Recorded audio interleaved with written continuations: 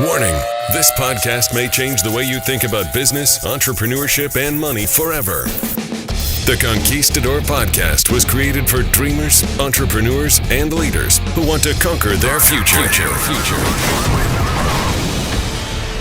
To be an epic entrepreneur, you must adopt the right mental paradigms as well as master the art of selling, marketing, and finance. Now, it's time to welcome two serial entrepreneurs, leaders, husbands, and fathers who are passionate about sharing the strategies that are helping them excel in life and in business. Here are Mauricio Garcia and Hubert Humphrey.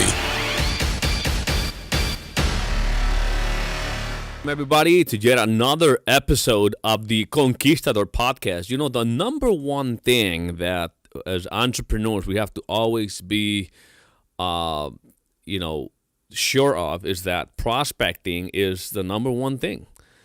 And so to talk about that today, I'm joined by my friend, my mentor, my partner, the great Hubert Humphrey, who I'm always happy to see every morning. How are you today, sir?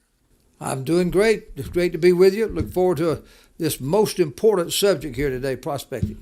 I love it. I think I said that was like the number one thing because everything begins at prospecting. And so there's so many different ways of prospecting. There's probably been an evolution in the prospecting, resources or tools, maybe not resources, but tools. And so where do we begin? It is really a big, big topic. And maybe I'd like to begin by the one thing that many entrepreneurs assume, or for some reason they just jump to that conclusion when they start a business, is that I don't know anybody. What would you say to that entrepreneur who's thinking, I can't go in business because I don't know anybody? Well, first of all, I'd let him know that he's totally wrong. You can't live, you cannot be alive and not know anybody from the time you're born to the nurses or whoever that pulled you out when you were born, to the ones that changed your first diaper, to your friends and your family and friends and others that over the years that have known you, all the way from raising you as a baby, a small child, to friends, to people in kindergarten, school teachers, college, your co-workers on jobs, your friends in the neighborhood. Every human being that you see is a walking, talking prospect list. They just don't know it. They just know that they need to know that somebody can take that person and literally they can monetize their life. Wait. You said something right now. I just want to backtrack here. Rewind. You said everybody is a walking, talking prospect list. You didn't say prospect, but you said prospect list. Did I heard right, or it was just See that's a paradigm shift. A lower paradigm is to look at a person as a prospect. I look at a person as a prospect list that have been knowing people all their lives, and they just don't know it. All you've got to do is take those people and help them leverage their life, help them monetize all the associations they've had all their life that they never knew were valuable. And it depends upon what business is being presented to them. But a business like I'm in, which is a business that you can highly leverage, you can borrow people's dreams, you can borrow people's time, you can borrow people's prospects. I love a leveraging business. That's why I've chosen to be in the business I'm in of building distribution that way.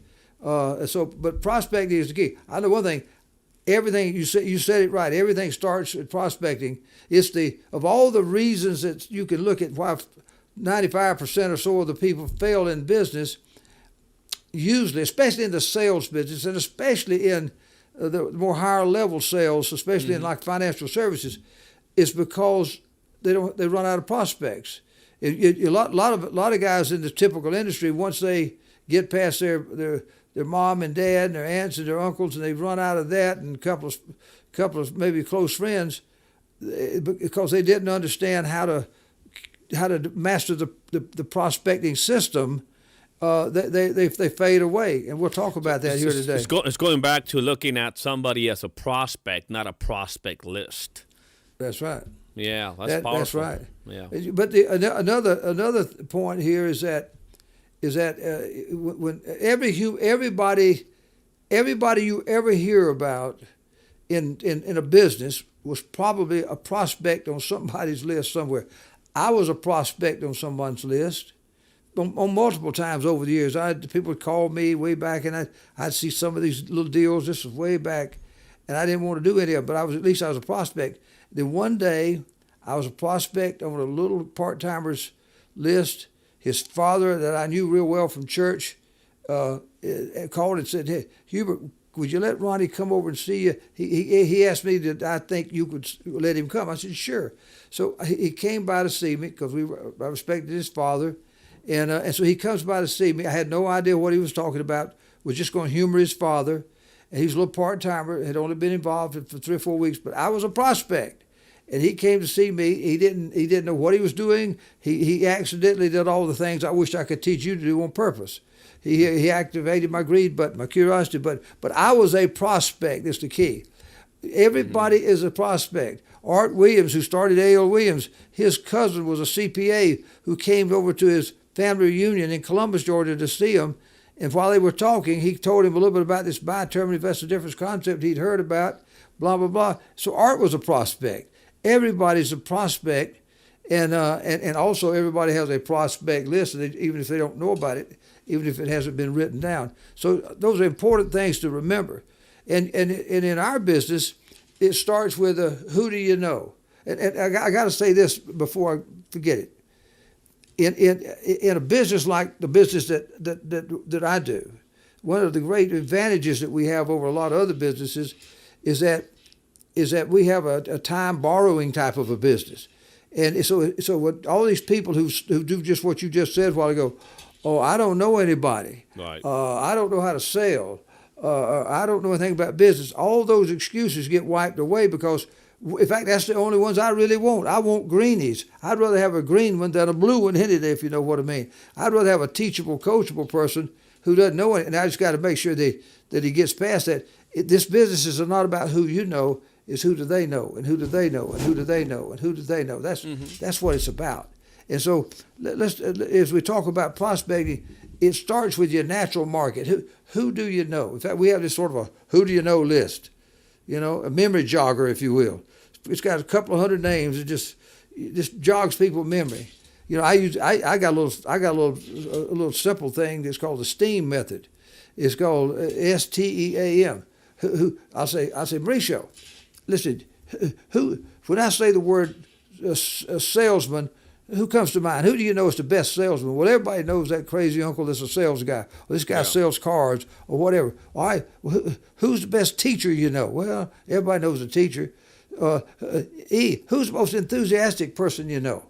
A, who's the most ambitious person that wants to make money that you know? Everybody's got some picture if you'll just put a word in their mind. And then M, who's the most money motivated and most best manager you know? Any of those M. So you're giving them some little something to prod, to jog their memory, to prod their memory. It's like you are a prospecting doctor and you've got some forceps and you're reaching in there into their brain and you're taking these prospects out and you put them over here on the tray.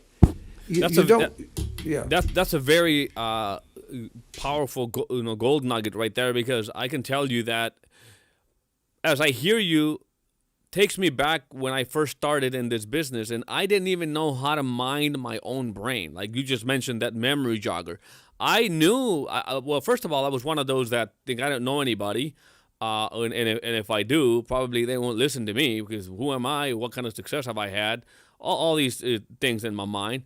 But the most important thing is that how do you mind your own mind? And with those exercises, I just think it's powerful. I wanted to highlight that, because a lot of people right now that are listening to us, maybe they're starting a business right now and they have to create this raw material of their largest list that they can come up with, and just knowing how to do that can help more than one person. Well, I think if they're listening to the show today and they had never heard this, they now know it. So before you probably would start to mining your own mind, is you'd have to have somebody that understands that principle to have convinced you that you could do that. And it's always great if you've got a mentor or somebody that's got a vested interest in you that will come here and do the memory jogging with you and start probing your brain and squeezing your brain and getting all those names out.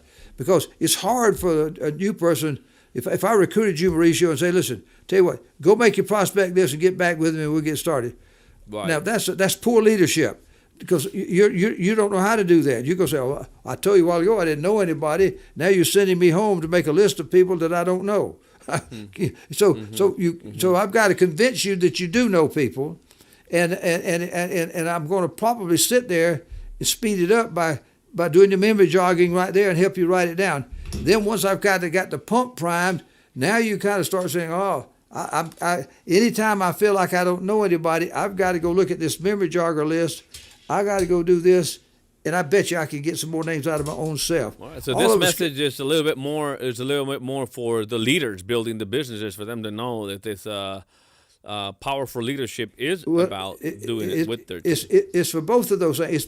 It's both of the people out there right now who maybe don't have a leader. They're going to have to do this kind of by themselves. At least we're kind of telling them that they can go squeeze their own brain and do all this. But if you are going to be the leader of people, you can speed it up and make this a whole lot better success for people to go and do this for them. So anyway, prospecting is where it's at, and just know that. And every prospect is a human being. Just remember this. I try to convince our people that prospects are like, if you had a tray, one of these nice jeweler trays that you see at a jeweler in a jewelry store, he's got this nice tray of precious stones. Got diamonds and rubies and emeralds. All these stones are on this deal. And that's what your prospects are. Hey, what if your next prospect was Hubert Humphrey? Well, that little part-timer, hey, what's the next prospect is Mauricio Garcia? What if the next prospect is the next superstar? You never know, because one little clue about prospects, don't go, the tendency of most people who don't know what they're doing is to start prejudging prospects. I think you said this a while ago, well, the people I know, they wouldn't like this. Or that guy wouldn't like that. Or this guy's making too much money. Or this guy's, he's got a nice home already. This guy, no, bull. Hey, there's never been a machine, a computer, or anything that's designed that can look into the heart of a man or woman and see what it is they really want. So you don't try to do that. That's a killer. But I don't know if it's kind of like just a natural thing that happened, because we kind of default to that, where it's like you look for more excuses of why that person shouldn't be on your list than the reasons too. And that's probably maybe because of where you are in life. In my case, I had done nothing. I'd accomplished nothing. I was just out of the assembly line of But you wanted batteries. to. But you wanted to, Mauricio. Sure. You had your burning desire helps you overcome. It broke the gravitational pull of life for you. If your desire is strong enough, you'll keep on until it gets done, and you won't let anything stop you. If you desire what you don't know, you'll eventually learn. Now, the quicker you can get aligned with somebody to help you, the faster you'll learn. Yeah. I'll just share this because there's a lot of people that may be going through this, and that what it is that even though I was scared to death contacting people that I didn't know, it was less scary than contacting the people that I did know. And I know I'm kind of jumping into the contacting thing, which is a whole new conversation we can have around contacting and the art of that. But it's it's just, when you're elaborating that list, it's like, let's not look for the reason not to contact them, because you never know, which is what I think you're trying to say. It's like you really never know. Hey, there's an old Marine philosophy: kill them all and let God sort them out. You don't never. If a Marine is sitting there saying, "Well, I don't know if that guy's going to shoot me or not," I don't know. Well, if you're sitting there figuring out who's going to shoot you, you're going to get shot. Kill them all. Kill them all and let God sort them out. Now, we don't want to kill anybody, but if you got a good system and you got a system mentality, let's recruit them all and let the system sort them out. And you let these filter the people out, but you give them all a chance. Put them all on your list. Hey, you put them on there. Trust me, there's somebody somewhere we can find that can help us relate to anybody out there. Yeah. We got great, super successful people that have been recruited. We got little greenies that have been recruited. So you don't try to judge them. I just got to get the name out of your head, Because if you start doing all that prejudging, then you're going to keep getting what you've been getting. So we don't want that. So this whole thing about prospecting is there's magic in it. There's just something about. I know one thing. I watched myself. I watched other leaders who've never thought about this is very important. Most people that we recruit in our business have never had a reason to have a prospect list. The job description that they have has never required a prospect list. They've been working as an employee. And they don't have a prospect list. And so most people have never had a prospect. And when you get them to put a few names down, and then they see that those people could eventually be put into business with you where they were going to help you be successful. You could override them. They could work for you. They could help you build your business. It was going to make you profitable. All of a sudden, it empowers you. You have a sense that you've never had before. Never thought about it. It's a new thought. It's a new idea called prospecting. Now this message obviously is something that everybody could adequate or fit into their model, whatever business is that you're trying to grow. But I look at like the industry that we're in, which is the financial industry, and going back to looking at who's built the biggest organizations, and I look at a high school football coach, a railroad conductor.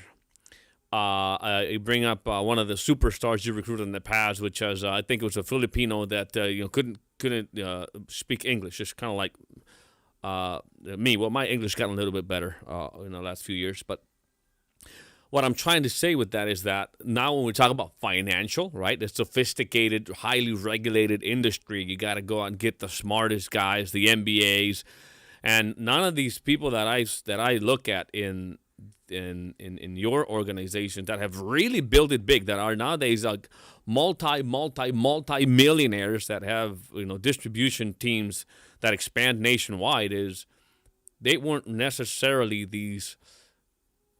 They didn't check all maybe the right boxes, as you would say, right? And so that's why we shouldn't judge, because you never know. This prospecting.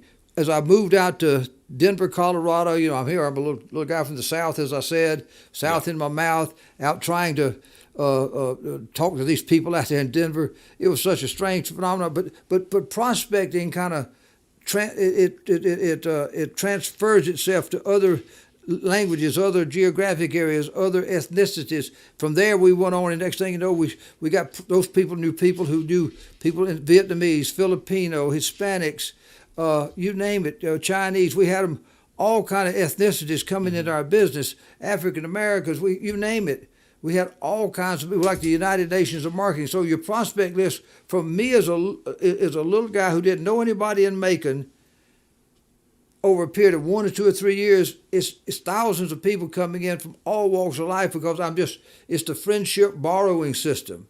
I didn't have time to get to know all those people. I had a system whereby we could just borrow friendships, and that's a couple of the points that we ought to make. So it's not who you know, but who do they know, and I think that's also right. Another paradigm shift in there. It's like, look at a prospect not as a prospect, but as a prospect list, and then always remember that it's not who you know, who you just met, but who do they know.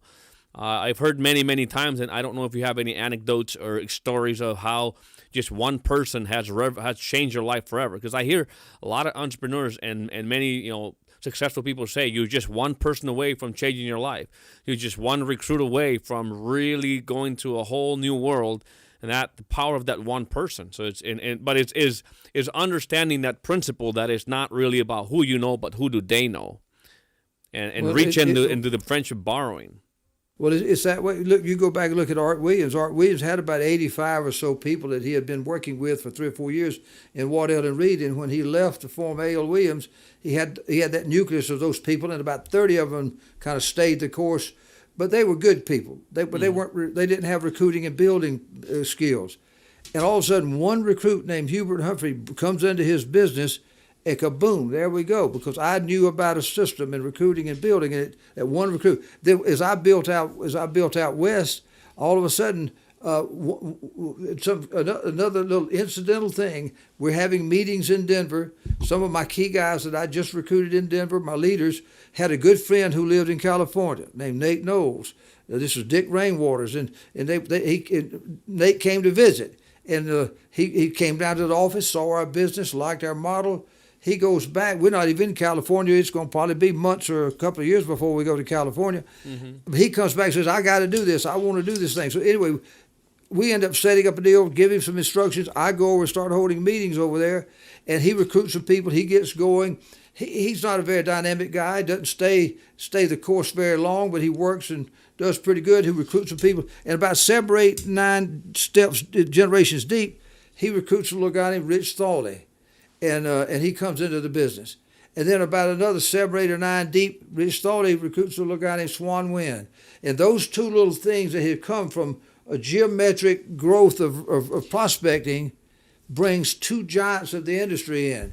And wow. I could go on and on about examples like that. So it's one, and like right now,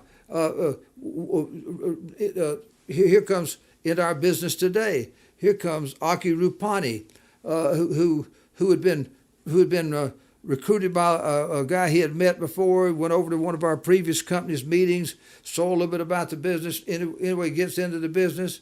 Guy fades away. Later, Aki learns about who I was and wants to come to where I'm at in a new company.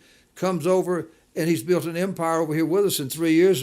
Made $4 million last year in his 3rd year with us. That's pretty good. That's how prospecting works. You never know. You just said something. All it takes is a small spark to ignite a great future. Wow. One prospect can change your whole life forever. But getting back to the basics of it, you start where you're at. Everybody's got a natural market. It's who you know, who cuts your hair, who babysits your kids, who's your school teachers for your kids, who you play on the softball team with, who do you golf with, who have you been in business with, who's from the past, the present, all those things. That's natural market. Then the next, there's 2 or 3 ways to replenish your natural market. One is called friendship farming, where you go out and you turn strangers into friends. And you cultivate those friendships. You don't go for the throat. You just sort of just put a little information out there and get them to tell you a little bit about themselves and listen. And then at the right time, you'll know when to contact them. If that's not the right time, wait a day, a week, or whatever, and you'll contact them. And at that time, use the indirect approach. A lot of people says, man, I'm afraid somebody's going to tell me Good no. Point. Take no out of the equation. A prospect and a no does not make a good combination. Mm-hmm. If you got a prospect and you're fearful they're going to tell you no, well, don't give them anything to say no about.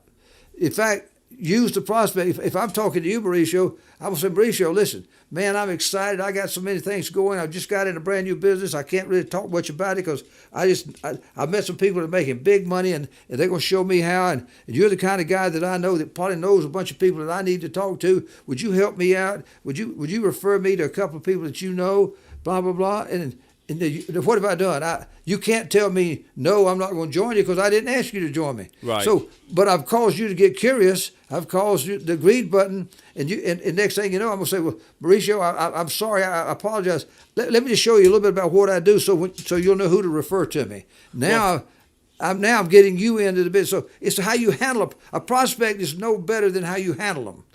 Absolutely, and that is actually a very interesting concept, and I'm sure that we'll have the opportunity to go into the whole contacting approach and everything.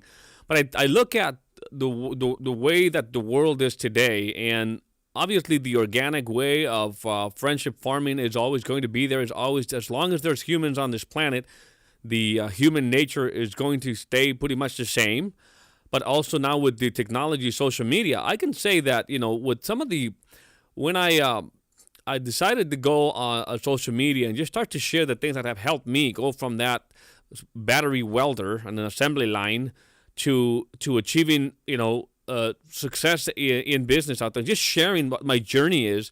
I have cultivated some friends along the way, and it's not me going directly invite them into what we're doing, but it's more of an indirect. They even contact me based on the value. So it's just much more powerful nowadays when it comes to prospecting if you understand the concept of it and you really go with this mentality of cultivating, of creating friends, right? Friends first. It's like building the relationship first versus going directly into inviting people into, coming into bed with you, is a way to put it.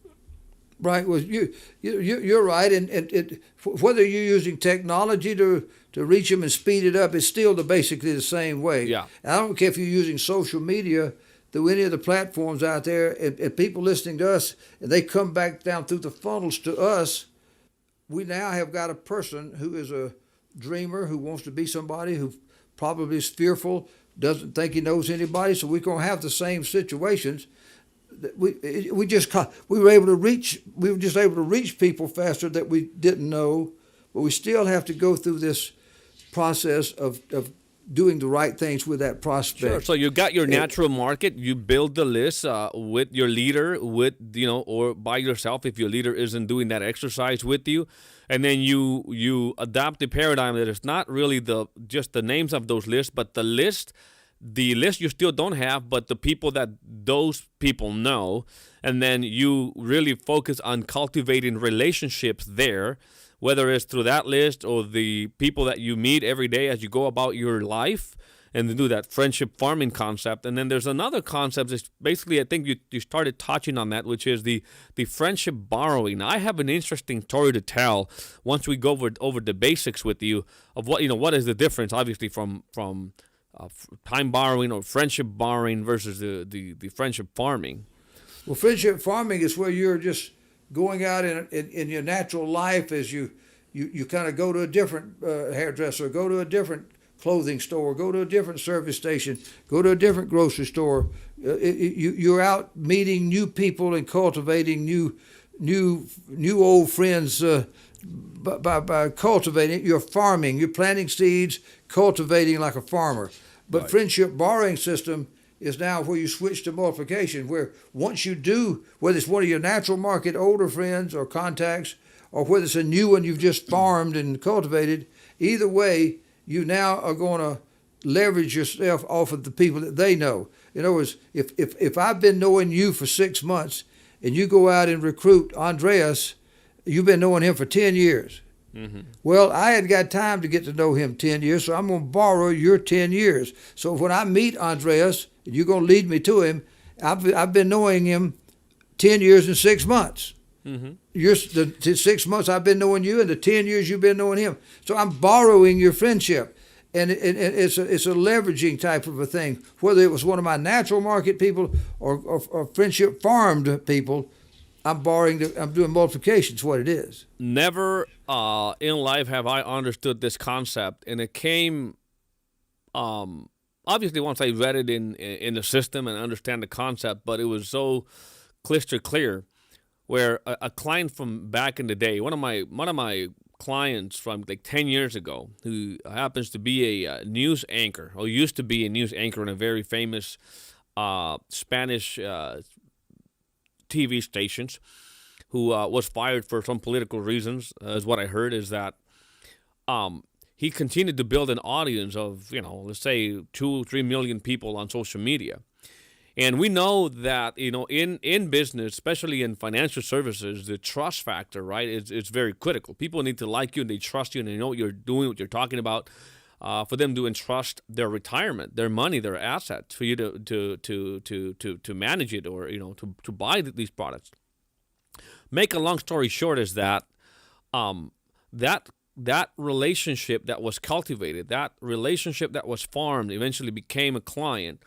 And now, as he has a lot of credibility on social media, my connection with him and the good results that were provided got me to over 20,000 people that want to do business or raise their hand saying, I am interested in what you have to offer. That is a number of leads I couldn't, even by myself work. But that's just the importance of friendship borrowing, which is, like you said, if Andres trusts me, all of a sudden, if I bring you in the picture, if I trust you, I'm passing that trust on to you, which is one of the most critical things that need to exist before somebody wants to transact with you, want to do business with you. That's right. Well, that's the key is that you borrowed a lot of the faith and trust and relationships that he's cultivated, whether it was through his social media channel or whether it was just organic friends that he knew where he lived. I mean, either way, you were borrowing friends. You just happened to speed it up because it was social media. So technology gives you a chance to just do these things in a faster, better way. And then you got the regular way of going out and trying to find some industry professionals who already are experienced in an industry you're in. They already have sales skills. They have sometimes business building skills. That speeds things up if you are good enough to do that. But a lot of times greenies aren't able to do that. It's more experienced guys that can get those things. And then obviously using social media, you know yourself that it takes a lot of time and energy and commitment to master social media. It's a romantic sounding thing, sexy sounding thing, and there's a lot of prospects that you can go get.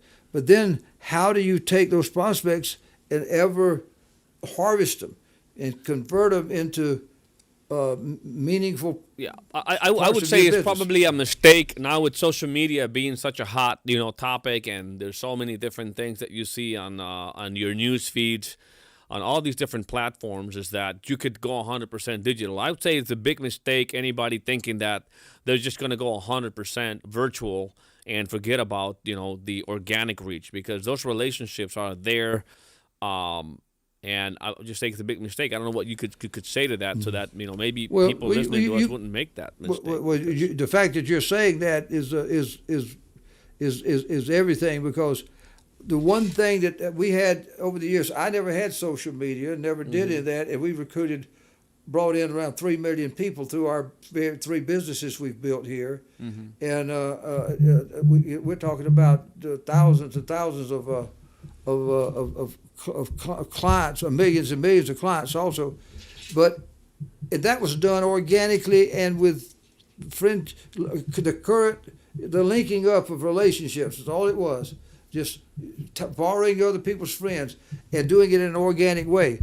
But it took a lot of human effort, a lot of time and effort. And if I'd had social media, I'm not going to say I would have done it better. I may have done it worse, because I may have gotten. So social media sometimes can make you a little lazy. It wasn't around. First of all, it wasn't around. No, right. I'm not. Well, obviously, I can't use it if it wasn't around.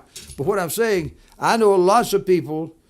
I know lots of guys today that came up in our industry and built their businesses successful, and they're switching over, trying to do a lot of social media, and they've gotten a little lazy. You sit around in your underwear and do social media talking to people. You don't even, what I mean? It's a different animal, and the energy and the relationships and the human element. You got to have high touch along with high tech.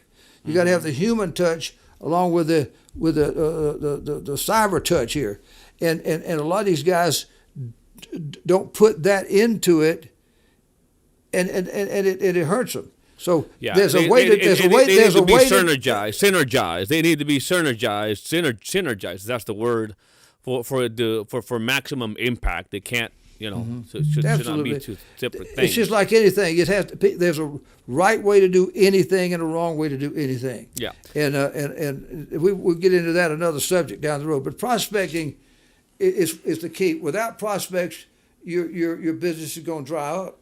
And just because you got a few prospects now, unless you learn how to do a referral system, I would recommend people that are in the sales business to live by the rule, a simple rule, that if you're going to do business with a person, you make them up front and say, look, I'm showing you something of great value.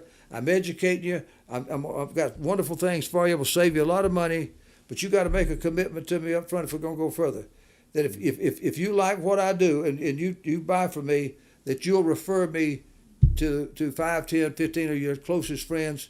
And if they make that commitment, then go ahead with the sale, because even though you'll get paid a little bit by the insurance company or whatever company you're selling, you'll get paid a little bit of commission for it, but you really get paid by the referrals. They pay your salary by referring their friends. That's the currency of your future right there.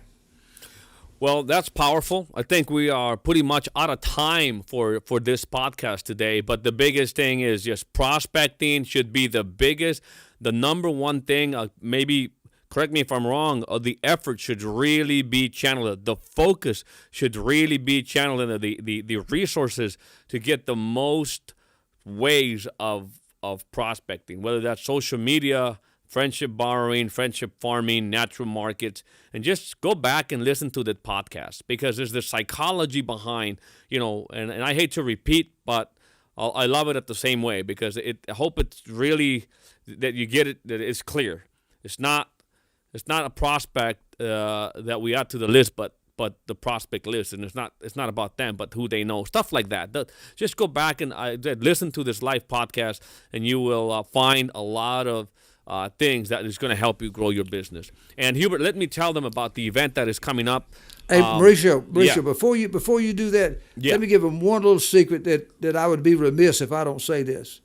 As a leader, if you're building a sales organization or a team of builders that are helping you build distribution, and you're recruiting people into your business, if you're going to monitor anything, monitor each one of those people's prospect list and make sure it's growing. It's an organic thing. A prospect list that doesn't have a new people coming in and old people being worked out at the end becomes like the Dead Sea. It's a stagnant body. So if you don't monitor all of your people's prospect list, you're doing them a disservice, and you're putting them on a path of failure, because motivation to a person who has no prospect is fruitless motivation. Mm-hmm. Mm-hmm. And I would probably add, don't make the mistake, at least I made this mistake at the beginning, was to focus on just learning my presentation, my product, which is important, but probably more so of the energy should be in the prospecting, because then action is going to give you that mastery. So I wouldn't worry that. Initially, it's just going out there and really polishing that ability to learn how to prospect in all these different ways. But let me tell him now, Hubert, then about this event, because I think I'm so excited for the event coming up on March 26 and 27, because I know that when it comes to prospecting or contacting or presenting, having effective ways of following up with the people and starting them into our product, into our world, the secrets that are going to be shared at this event are just going to be epic, and that's why I want you, who's listening to this podcast, or whether you're watching it on YouTube, to not miss the Conquer event. We named it Conquer because that event is going to give you the tools to go out there and conquer your future. Literally, Hubert says it all the time. Go out, conquer your future. I say conquer anything that you want in life if you have the know-how, if you have the strategies, if you have the right paradigms, and if you're getting them from people that have actually done it, and not build a small little company here. I'm talking people who build like multi-billion-dollar companies like Hubert here. And so those are the people that we need to really be listening to, not necessarily people that are on their way there, but people that have done it, been there. So go to conquerevent.com. That is conquerevent.com. Purchase your virtual ticket. Take advantage of this. You will be glad that you did. And also, I want to make sure that we recognize our sponsor. Without them, this podcast would not be possible. That is Hegemon Group International. And Hegemon Group International is in business of helping people like you and I become more valuable in the marketplace. How do you become more valuable in the marketplace? By learning a skill that can solve real problems. And in this country, I learned that the more value you add, or the bigger the problem you solve, the more money you make. If you want to solve big problems, well, look into solving financial problems. People having all kinds of financial problems today, whether it is that they're not making enough money, or maybe they have a lot of money, maybe they don't have their financial house in order. So Hegemon Group International teaches all the best concepts, the strategies, and it's got the system so that you can go out there and literally change your life by increasing your income, change your financial life by understanding how money works. So check them out. I think they're the best opportunity in the world for the right person. So the place to go and learn more about it is HGIopportunity.com. That is HGIopportunity.com. Go there now, and you'll see what I'm talking about. And Hubert, thank you so much. I really enjoyed today's podcast. Looking forward for the one tomorrow. All right. See you later. Take care. Bye-bye. Warning, this podcast may change the way you think about business, entrepreneurship, and money forever. The Conquistador Podcast was created for dreamers, entrepreneurs, and leaders who want to conquer their future. To be an epic entrepreneur, you must adopt the right mental paradigms as well as master the art of selling, marketing, and finance.